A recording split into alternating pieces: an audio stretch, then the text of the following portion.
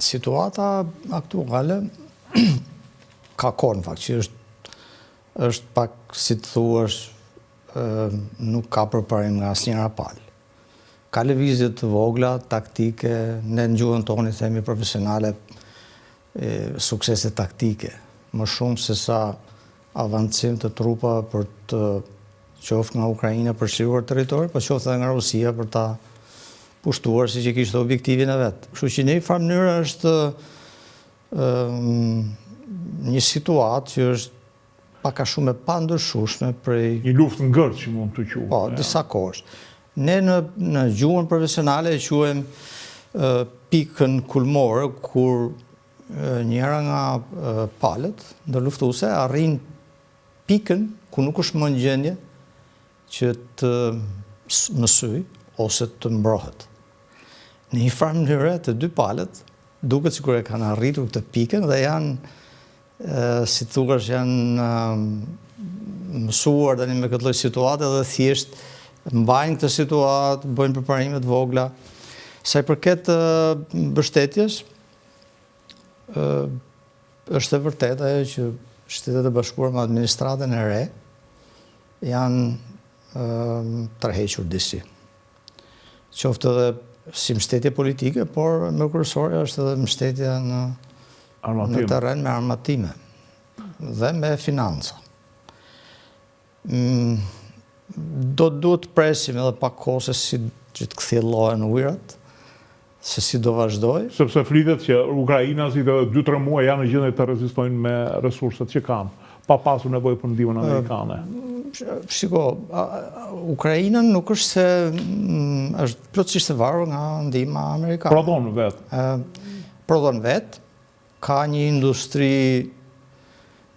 kooperuese me disa shtete, me Danimarkën, me Gjermaninë. Tashmë kanë filluar prodhojnë edhe raketat e tyre. Po, kanë investime dhe është industrie e përbashkët. Në fjalë, supozojmë nëse Danimarka do që të prodhojë një armatim të caktuar, tani është vendosur në Ukrainë dhe prodhon edhe për veten, edhe për Ukrainën. Ndërkohë Ukraina ka edhe vetë industrinë e saj ushtarake, ka patur që më përpara që në kohën e Bashkimit Sovjetik. Ka qenë fuqia 22 ushtarake përpara fillimit të luftës në rankingun botror. Aktualisht konsiderohet fuqia 6 në botë, pra me fillimin mbas luftës. Sepse i ka përforcuar pozitat. I ka rezistuar fuqisë së dytë që ne e konsideronim në botë. Dhe sipas statistikave mendohet që është e 6-ta. Si fuqi botërore, ushtarake, dhe diku e 8-ta nga buxheti në botë. Ka patur, thash edhe më përpara, industri ushtarake, ashtu si gjithë shtetet e tjera pati kaluar në gjendje si thua të fjetur, industria ushtarake, si gjithë Evropën, pak a shumë, sepse u mendonte që do kishte. Po, u mendua që kur erdhi paqja më në fund, njerëzit, popujt po merren vesh, politikanët po merren vesh, dhe tani kanë aktivizuar. Natyrisht që ato kanë resurse, kanë prodhojnë raketa, tani kanë prodhuar dhe raketën me rrezet të largët veprimi, e aftë që të godas objektiva deri në Moskë. Para 2-3 ditësh kanë nxjerrë prodhimin e parë të obuzit 155 mm, Ajo që ata janë në krizë të madhe dhe kërkonin. Po, është artilleri vetë lëvizse, me fjalë. Sepse artillerit janë me tërheqje dhe vetë lëvizse. Kjo është ato që janë të montuar mbi kamion të mëdhenj. Po, këto janë quhen vetë lëvizse. Dhe natyrisht këto janë më të sofistikuara sepse operohen më lehtë edhe lëvizin më shpejt. Dhe në luftën e sotme ku ta diktojnë menjëherë pozicionin dhe të nisin dronët, janë më të përshtatshme për të lëvizur. Po kështu, Ukraina sot konsiderohet që ka flotën më të madhe të dronëve në botë. 1,5 milion prodhon, mendohet që do shkojë deri në 4 milion. Absolutisht. Unë flas gjithmonë me shifrat që marr nga shtypje, ju vendoshta jeni më i Po. Unë kam punuar në Ukrainë rreth 4 vjet e gjysmë. Në çfarë periudhe? Nga 2018 deri në fillimin e luftës. Në çfarë pozicioni ishit aty? Kam qenë në misionin OSBE-s, pikërisht për monitorimin e konfliktit në Donbas, po. Ajo që ishte edhe shkaku i fillimit të teorik. Misioni special i OSBE-s ishte për të monitoruar zbatimin e marrëveshjes Minsk 2. Sepse kemi 2 marrëveshje, Minsk 1 dhe Minsk 2. Nga konflikti i 2014 dhe 2015. Dhe natyrisht që ishte një mandat i kufizuar, pra ishte thjesht brenda kuadrit të monitorimit të marrëveshjes dhe njëkohësisht bënte të mundur edhe dialogun mes palëve. Pra kishte një format, quhej formati 3 palësh, ku ishin 2 republikat vetë shpallura, Donetsku dhe Lugansku, vetë shpallura dhe Ukraina, mblidheshin në her pas here për të diskutuar dhe me ndërmjetësimin e OSBE-s. Natyrisht OSBE-ja, misioni special që ishte, ndërmjetësonte bisedimet. Dhe kjo ishte për të zgjidhur problematikat e ditës më shumë se sa për të zgjidhur konfliktin. Pra, sepse kishte probleme nga më të ndryshme në terren, sepse ishte ndarë pjesë e terrenit, njerëzit ishin ndarë në 2 pjesë, rrugët ishin shkatruar që lidhnin 2 anët, hekurullat, gjitha, njerëzit që merrin pensione në krahun, që kishin ngel në krahun tjetër, pensionet e merrin në Ukrainë. Por mirë, duhet t'ju pyet diçka. Flitet që Putini e filloi ofensivën për shkak sepse ushtria ukrainase po përgatitej të shpërthente një ofensiv për pushtimin e këtyre 2 republikave. Ka fakte për këtë? Një ndër arsyet që nxjerrin rusët thonë që bëhet fjalë për një ofensiv që do ishte e përgjashme kundër republikave separatiste. Është vërtetuar, sepse misioni special i monitorimit i OSBE-s ishte një mision që funksiononte 24 orë në 24, pa ndërprerje. U vërtetua dislokim trupash dhe armatimi në këtë periudhë? Nga ana Ukrainës? Nga ana Ukrainës. Nuk kishte. Dhe kjo nuk rezulton e vërtet. Ndërkohë nga ana tjetër,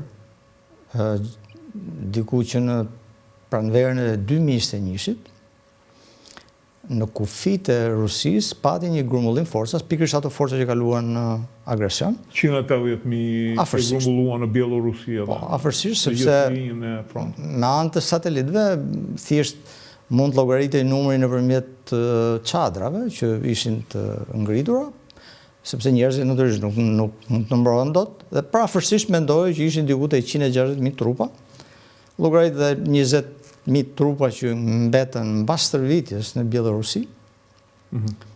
Dhe sepse nëse e mbani mend në fillim të agresionit, mendimi ishte që Rusia do ta pushtonte për 3 ditë Kievin.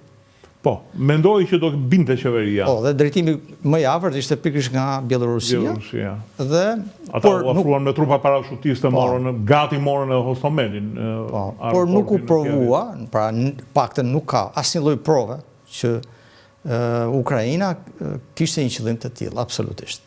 Ishte përkundrazi, unë nga që kam qenë atje e njoh shumë mirë situatën, mbaj mend që edhe kur shërbimet sekrete, britanike, amerikane dhe të Estonisë, deklaruan hapur, hera parë që bëjnë një deklaratë të tillë që do kishte një sulm rus ndaj Ukrainës, në Ukrainë, gjithë leadershipi politik mundohej që të ruante qetësinë, mos krijonte panik në popull. E di, pati edhe një deklaratë Zelenski 2 ditë përpara që tha ç'është ky. Po, natyrisht. Ai nuk është se nuk i besonte dhe nuk e dinte. Çështja ishte që nuk donin të krijonin panik në popull. Dhe natyrisht që përgatitjet ishin. Ne shikonim të paktën 1 vit përpara agresionit në frontin, në vijën e ngrirë të frontit, në lindje, pati një... Në Donbas. Në Donbas, po. Pati një farë pauze. Me fjalë, nuk kishte më shkëmbim, kishte shkëmbim zjarri, sepse kishte çdo ditë. Shkëmbim zjarri, nuk kishte lëvizje, por njerëz vriteshin çdo ditë, plagoseshin.